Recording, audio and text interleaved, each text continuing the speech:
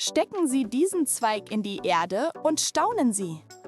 Es mag seltsam klingen, aber schon ein kleiner Zweig kann das Aussehen Ihres Gartens komplett verändern. Viele Gärtner machen das schon seit Jahren und ihre Nachbarn wundern sich nur, warum ihre Pflanzen doppelt so gut, schneller und kräftiger wachsen. Wählen Sie zunächst einen jungen, gesunden Zweig von etwa 15 bis 20 cm Länge.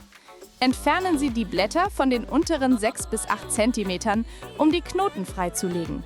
Dort befinden sich die meisten Hormone, die die Wurzelbildung anregen. Und jetzt kommt der Trick. Stecken Sie den Zweig so in die Erde, dass mindestens 2 bis 3 Knoten unter der Erdoberfläche liegen. Drücken Sie die Erde leicht an, aber nicht zu fest. Die Wurzeln brauchen Luft. Gießen Sie den Zweig, aber achten Sie darauf, dass die Erde nicht zu nass wird. Und dann warten Sie. In nur wenigen Tagen bilden sich unter der Erde Mikrowurzeln, die dem Zweig Stabilität, Nährstoffe und Feuchtigkeit geben. Dann ist es nicht mehr nur ein Zweig, es wird zu einer neuen Pflanze. Funktioniert am besten bei Rosmarin, Hibiskus, Rosen, Feigen, Efeu, Basilikum und vielem mehr.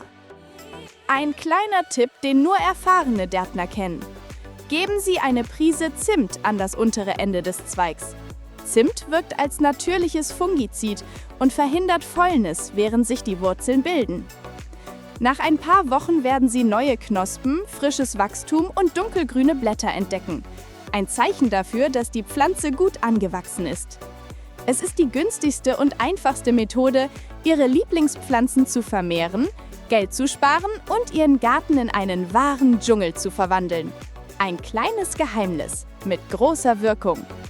Wenn Ihnen dieser Trick gefallen hat, geben Sie uns ein Like, abonnieren Sie unseren Kanal und teilen Sie dieses Video, damit auch andere diesen Gartentrick entdecken können, den wir jahrelang gehütet haben.